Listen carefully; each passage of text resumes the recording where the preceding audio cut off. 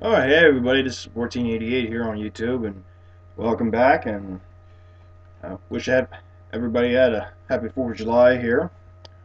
I did. Finally had a day off to myself.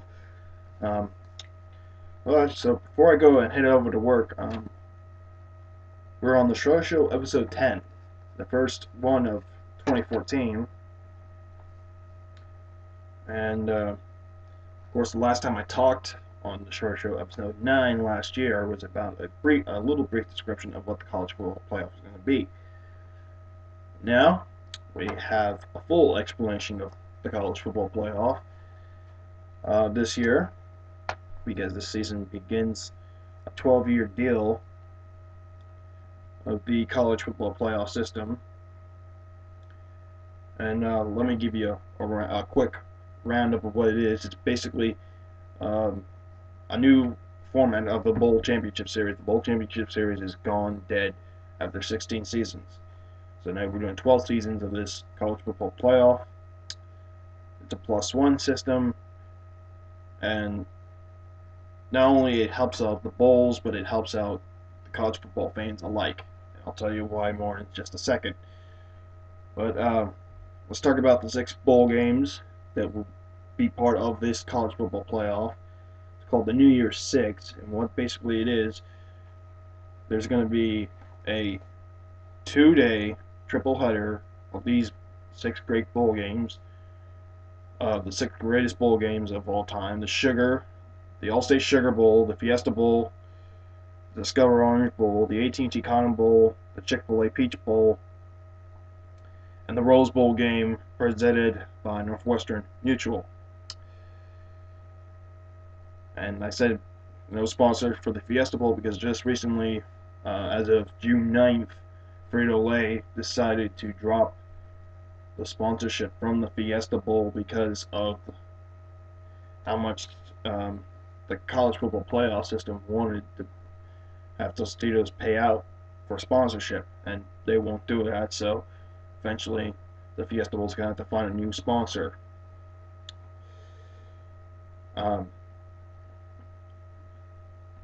and 2 of those 6 bowl games every year will get, in a 3-year rotation, we'll host the semifinal games between the top 4 college football teams in the country. And don't worry, folks, there's a lot more to describe, so let me explain it to you. This year's semifinals is going to be the Rose Bowl game presented by Northwestern Mutual and the All-State Sugar Bowl. From what it seems to be, the All-State Sugar is going to be 1 versus 4. The Rose Bowl is going to be 2 versus 3. And it will be on New Year's Day. And in case if an event like this happens where the NFL takes place on a Sunday, and these games are usually held within New Year's Day or New Year's Eve, it will be moved up to the 30th, December 30th, or January 2nd, depending on what happens. So here we go. The 2015 championship game will be held at Jerry World in AT&T Stadium in Arlington. 2016 championship being held at University of Phoenix Stadium in Glendale, and the 2017 championship at Raymond James Stadium in Tampa. And here is the description in full.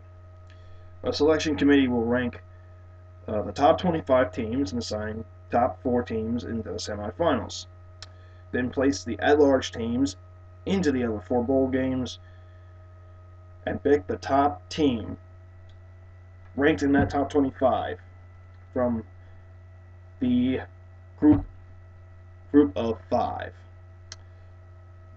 And basically what the group of 5 is the 5 non-major conferences in the nation, other than the big major conferences in Notre Dame. And we have here the American Conference, the Conference USA, the MAC, the Mountain West, and the Sun Belt. So basically, it is a champion of those 5 the highest ranked goes on to play in the New Year's Six bowl games. It's like being the Cinderella of the bowl championship series, basically. In this case, for the college football playoff format, but you never know if they'll be in the college football playoff semifinals. That's what I'm trying to get to you. Um, there are four overwhelming factors of determining the top four teams, and there are strength of schedule, conference titles won, head-to-head matches, and results against common opponents. They will dictate how the league structure the conference schedules, and here's how the conference schedules are going to be. The Big 12, the Pac-12, and Big 10 will have 9-game schedules among their conference rivals against their conference, not their conference rivals, their conference members. The ACC will have an 8-team schedule plus a 5-team deal with Notre Dame, because Notre Dame is in the ACC athletically, but is a football independent. In football, they're independent, but they have a contract with the ACC.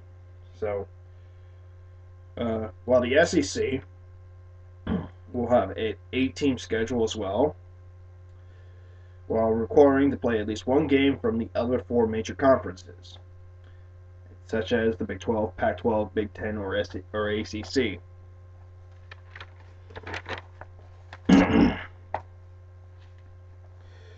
The committee will meet every Monday and Tuesday in Dallas, starting late October, and then devise a top 25 by a step-by-step process from groups of 6 and then groups of 3. Those polls won't actually matter until the final week of the season, after the conference championships, determine who then will go to the semifinals, and then who will be in those other bowl games.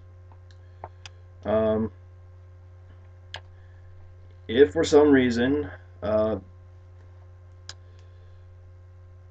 whoever does not get into, if the conference champion does not get into the semifinals, there are no automatic, of course, here's the key, there are no automatic berths to the playoffs if you're the conference champion.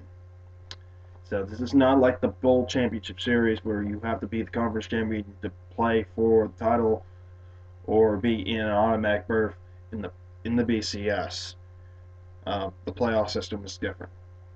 So, but if for some reason your conference champion does not get into the semifinals, and depending on what year it is, what bowl, here is what happens if in non-semifinal years. The Rose Bowl will traditionally have the Big 10 versus the Pac-12,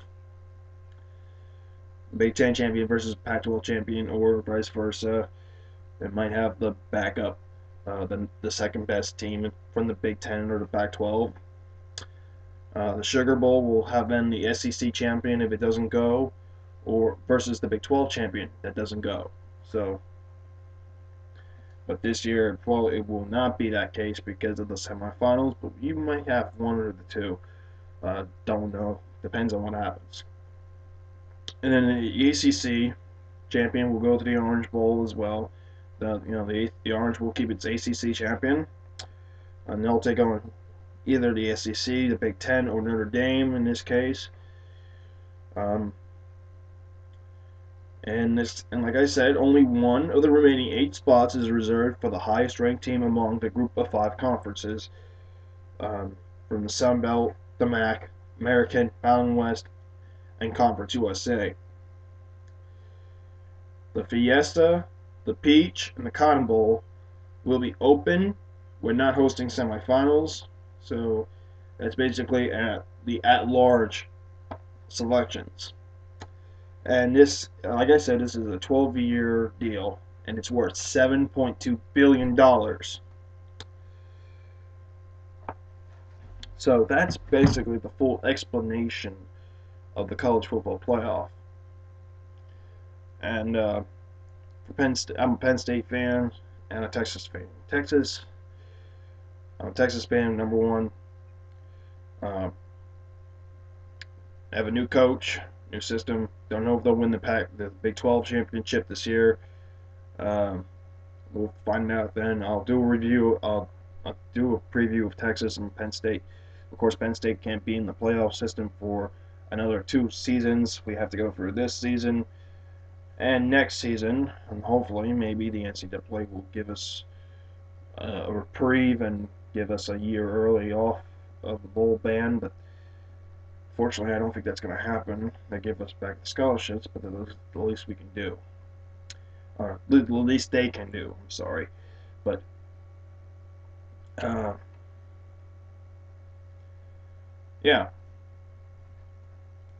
And from all the college football preview magazines I bought, and I've looked at some of the picks, and the most of the picks are, they got the top 4 teams they have, majority wise, are Alabama, Ohio State, Oklahoma, and then there's some with, I think, Oregon, and I believe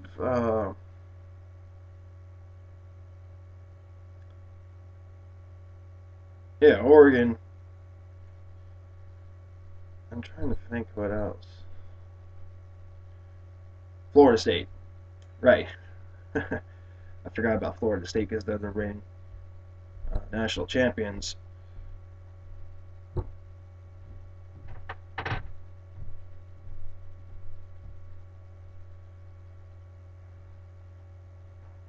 But other than that, that's what I got. So that's your college football preview for the playoffs in depth. So, get you next time. This is 1488 signing out. Peace.